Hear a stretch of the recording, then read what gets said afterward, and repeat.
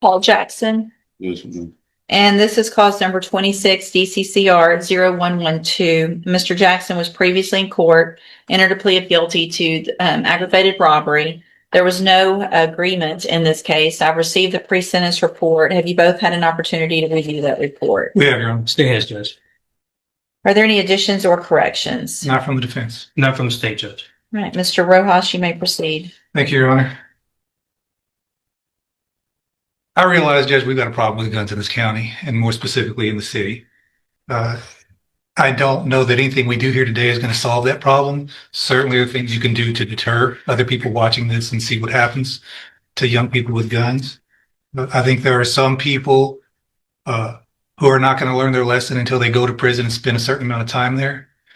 There are some people who are going to go to prison and never going to learn that lesson. They'll just spend their life in a revolving door, coming into court, prison, in court, back to prison. And there are those that, for whatever reason, the circumstances they find themselves in their life, they make bad decisions, make mistakes, and are deserving of a second chance. And I think that's the category we find Paul in this morning, Judge. I think if you look at the letters that were written on his behalf, he was raised by his mother and his grandmother. He lost his mother. I think he was 15 when she passed away. His life went into a downward spiral from there. Just lost hope. Didn't see any reason for continuing on. Got involved with some bad people, and made some bad decisions.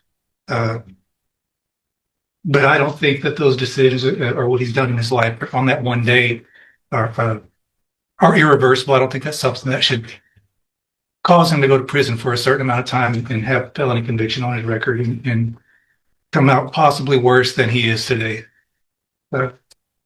As far as the incident reports, all the incident reports that are negative happened prior to the plea. I think there's an incident report that happened recently I think he hurt his knee or something else. Yeah. That's nothing bad against him, I don't believe. He's a 17-year-old kid. If he's allowed to be out on probation, he's going to go back and live with his grandmother. He's got a good support system. You can see from the letters. He's got family that'll help him out. I don't know that. I think if you're going to give him probation, I think probably ISF would be a good condition of probation. As I said, he's 17. I don't think he can go to ISF until he's 18. He doesn't turn 18 until July, so I would assume still be in jail until his birthday, and then the bed frees up in ISF. So he's not going straight to the street right now if you were to send him to ISF. I've spoken with Paul. Every time I speak with him, he's kind. A tense courtroom fell silent as a young defendant stood before the judge after pleading guilty to aggravated robbery involving a firearm. While the prosecution argued that the crime had traumatized innocent victims and demanded a harsh punishment, the defense painted a different picture, one of a 17-year-old whose life spiraled out of control after losing his mother. The judge listened carefully, weighing the pain of the victims against the possibility that this teenager still had a chance to rebuild his future. They're not too traumatized by what happened. Again, Judge, he's just asking for a chance, and I really think he deserves a chance. This is a kid that doesn't need to go to prison. If you look at his life before his mom passed away, apparently he was doing good in school.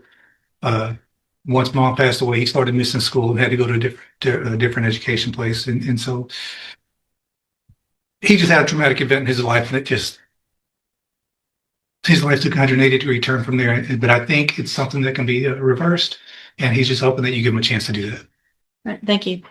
Your Honor, you know where I stand on these kind of cases, so I won't belabor that. But what I will do is point out what I consider to be aggravating factors in this case, Judge. And despite Mr. Rojas's argument as to what mitigation there is in this case, I believe the aggravating circumstances outweigh any mitigating circumstances. And what I'm getting at is the fact that this defendant robbed at gunpoint with another co-defendant who was also brandishing a firearm, a 16-year-old, took his iPhone in front of that 16-year-old's 5-year-old niece, Judge.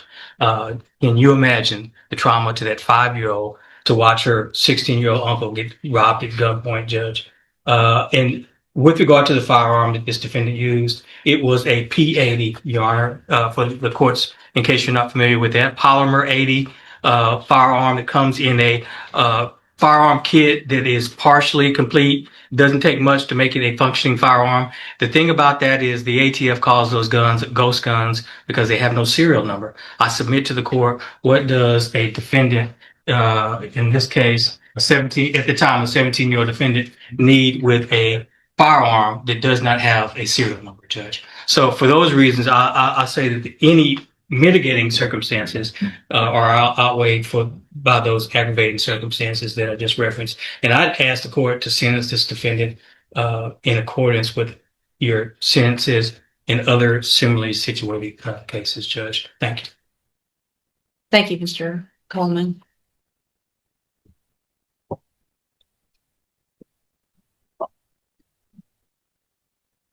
Mr. Jackson, these cases are hard for me, and I know Mr. Rojas has told you what's been going on and what's been going on in this court, and I'm sure you're aware of all of that. I find your case a little bit different. Instead of sending the teenager to prison for decades, the judge made a bold and risky decision. She granted deferred probation with strict conditions, warning that any violation could lead to a sentence ranging from 5 years to life in prison. The emotional warning echoed throughout the courtroom as the judge made it clear that this opportunity was a once-in-a-lifetime chance, not an act of leniency. Every word carried the weight of accountability and hope. I appreciate the fact also, though, that you've never been in trouble. As a juvenile, you've never been in our system. You figured out real quick that you need to follow the rules in jail, because I'm sure word got out there people are talking about the fact that is something that really affects me and what I do. And so I appreciate the fact that you've gotten your act together out there. And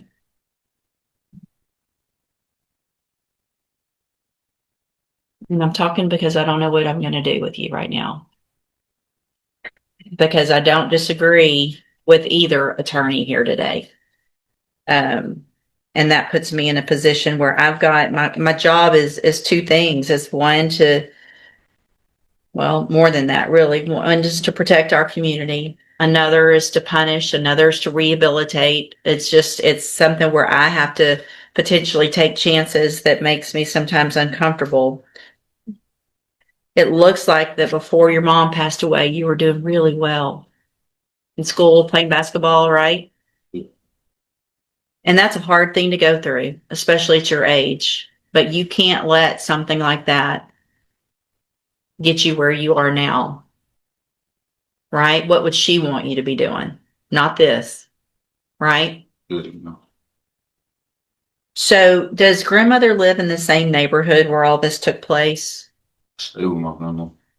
You live with your grandmother, but does she live in that same neighborhood? Is that where you were living when this happened? Not literally by the neighborhood. Some like How far away from those apartments do you live? 2 blocks.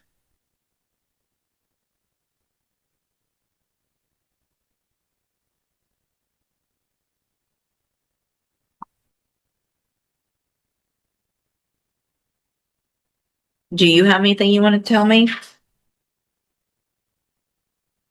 Apologize to the victim and the victim family for putting them in this situation.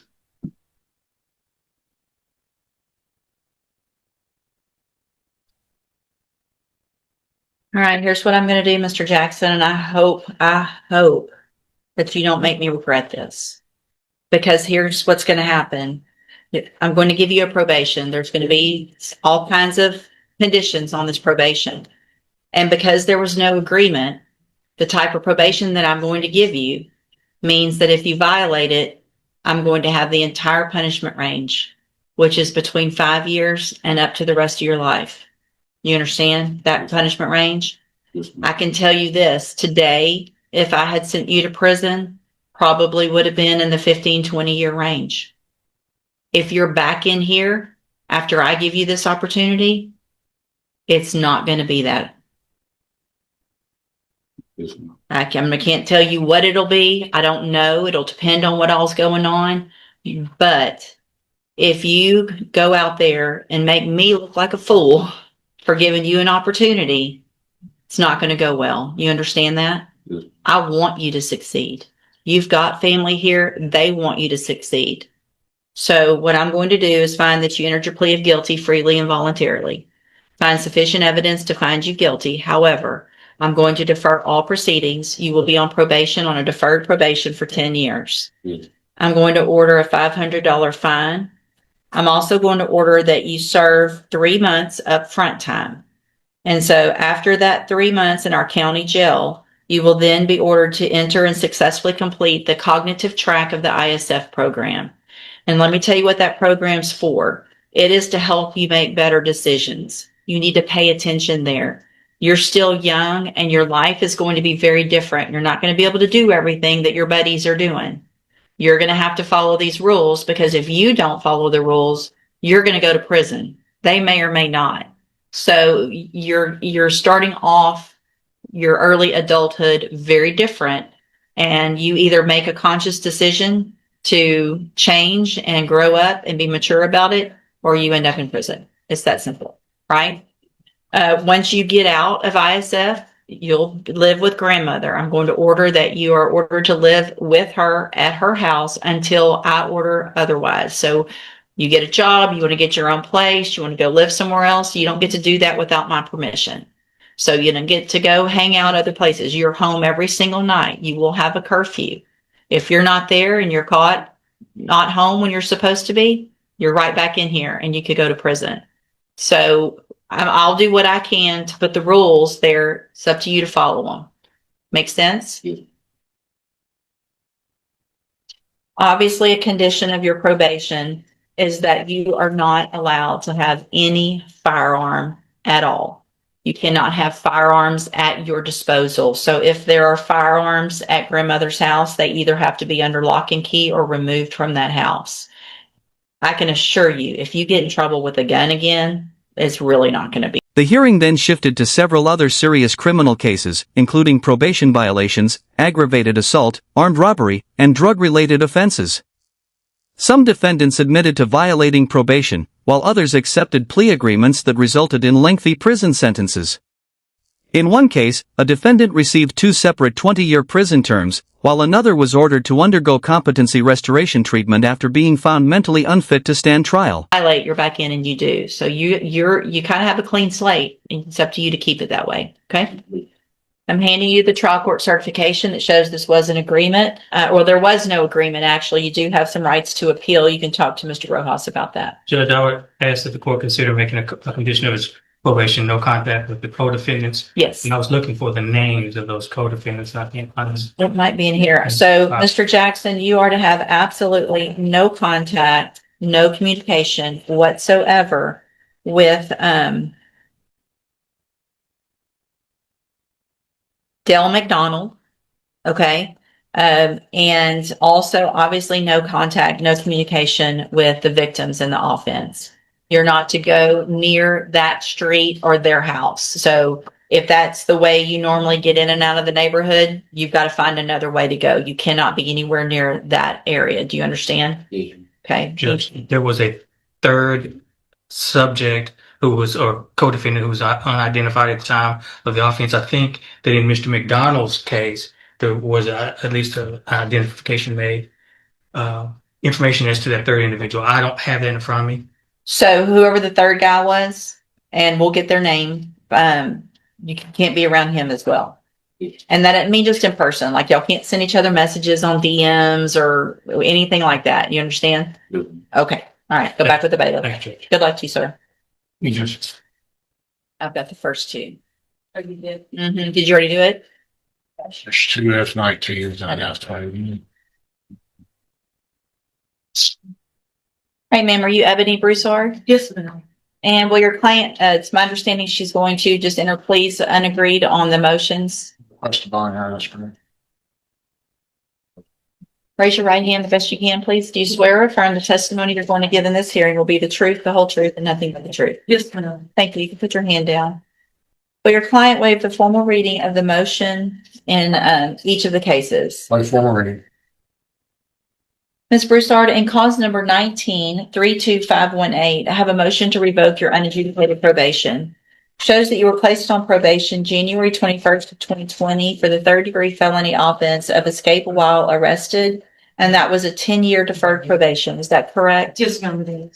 And then in cause number 19-32806, I also have a motion to revoke your unadjudicated probation. Shows that you were placed on probation January 21st of 2020 for assault on a peace officer, a second-degree felony. That was also a 10-year deferred probation. Is that correct? Yes, ma'am, it is. And then in cause number 21-36615, also have a motion to revoke your unadjudicated probation.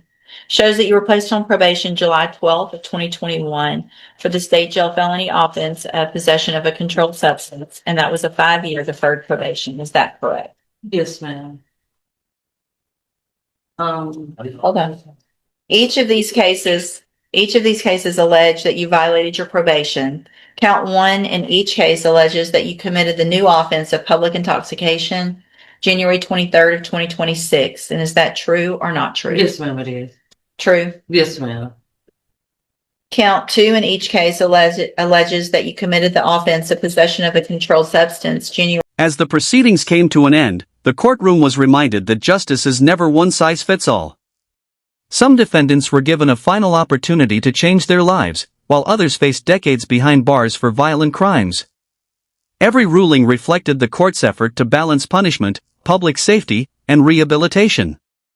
The emotional decisions left a lasting impression, proving that in the courtroom, a single choice can determine the course of an entire life. Intoxicating substance on January 23rd, 2026. Is that true or not true? Yes, ma'am, it is true.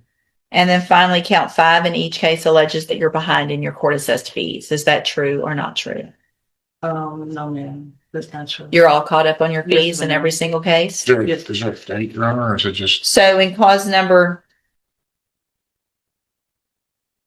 19-32518, the allegation in count 5 is that as of February 2nd, 2026, you were $1,640 in arrears. Is that true or not true? That was true in February, but I'm caught up on it. Okay. She said I was just $22 behind. It's not. Oh, in February? February, you were Oh, behind. yes, ma'am, that was true in Okay. February.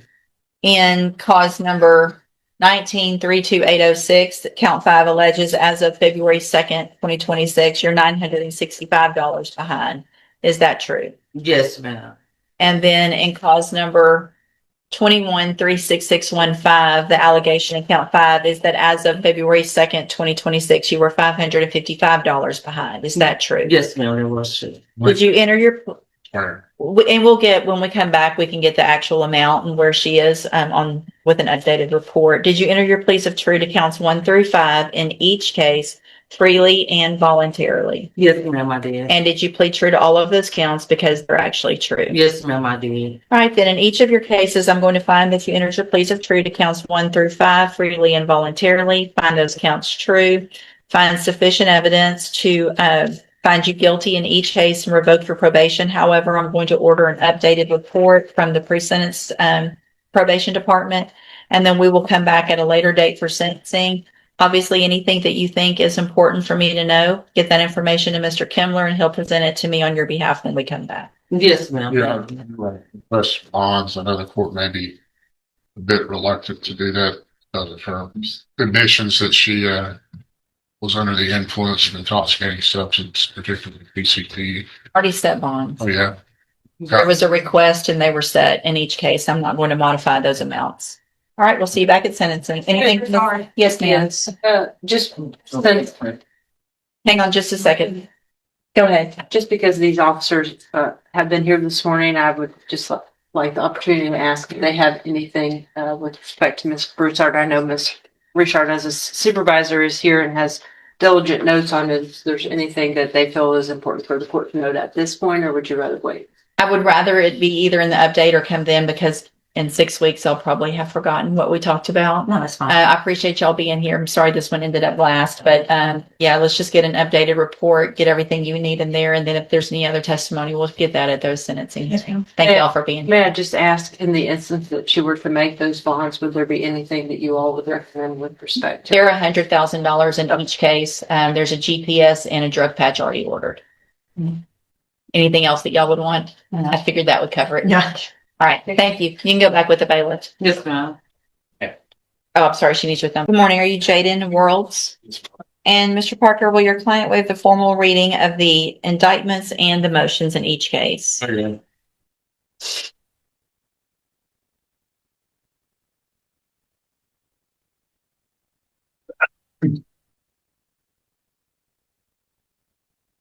Mr. Wilton, cause number 26, DCCR 0361, you're charged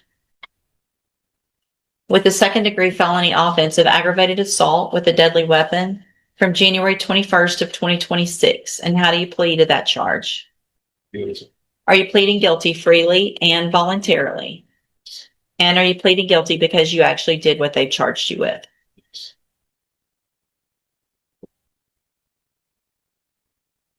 Give me just a second.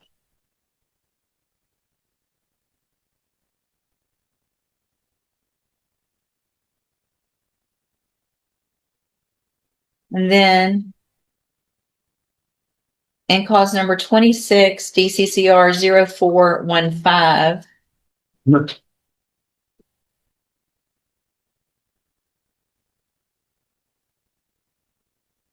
many button. You're charged with a first-degree felony offense of aggravated robbery, and that's from January 27th of 2026. And how do you plead to that charge? Guilty. Again, are you pleading guilty freely and voluntarily? And are you pleading guilty because you actually did what they've charged you with? In each of these cases, those two cases, I have here on the tablet some documents that have your signature on them that the state's marked as exhibit number 1. Before you signed these, did you go over them with Mr. Parker? Yes. Do you fully understand them? Yes. And do you understand, if I follow the agreements that you've made with the district attorney, that you'll be waiving or giving up any right to appeal? Do you also understand, if you're not a U.S. citizen, that a plea of guilty or no contest may result in your deportation, exclusion from admission to the country, or denial of naturalization under federal law? State tenders number 1 in each of those cases. Objection. It's admitted in each case. Is there any evidence that Mr. Worlds is not competent? No, Your Honor.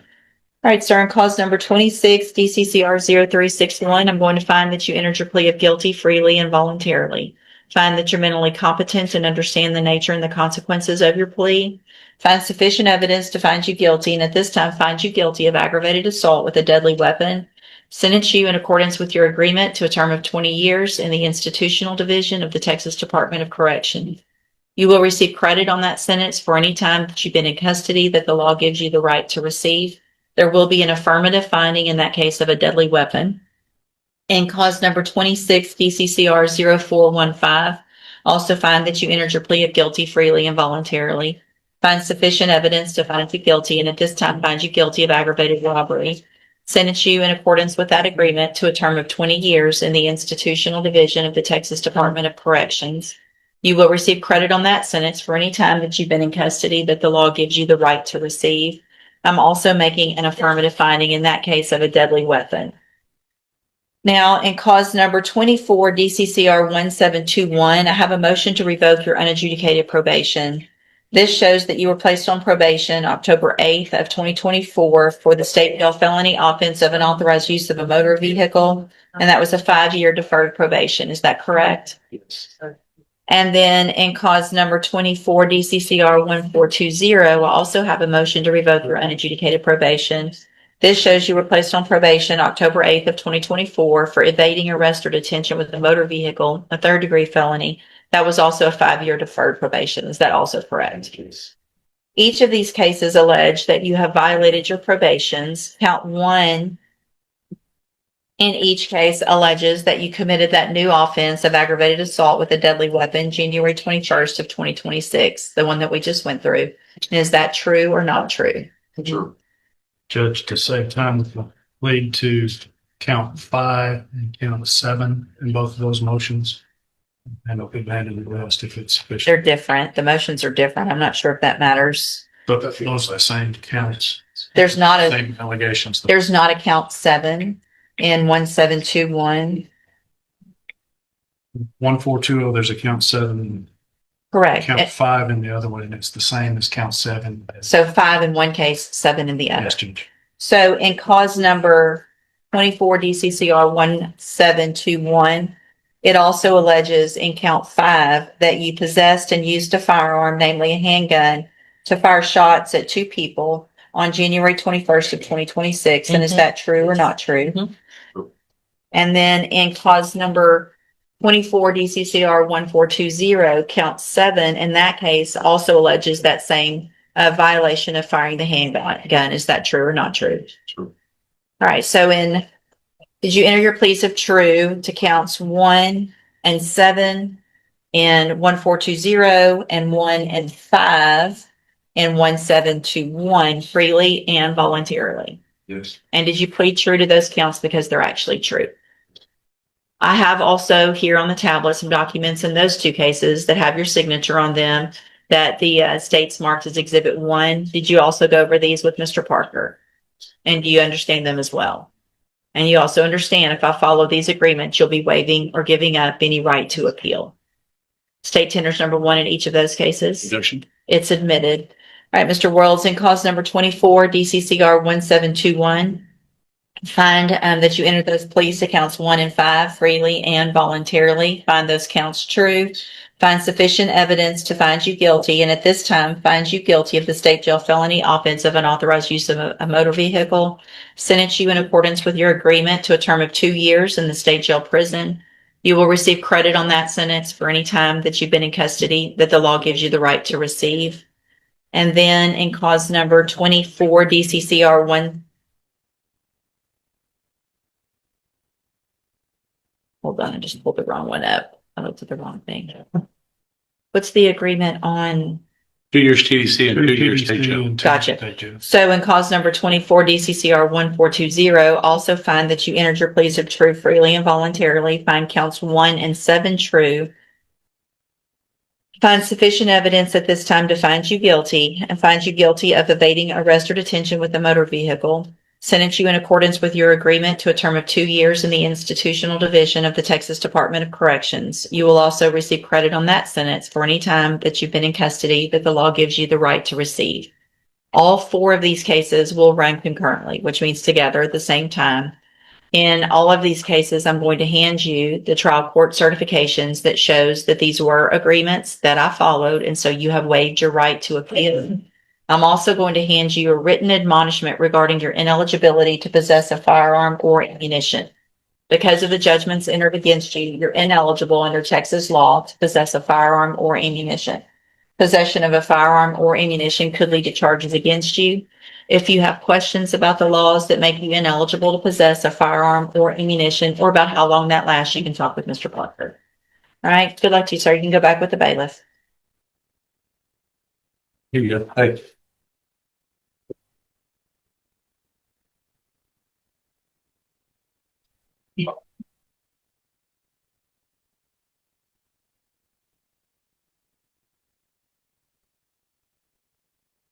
All right. So it's just in the third case, the new case.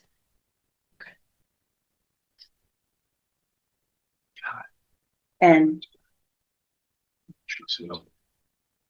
Are there bonds in the motions?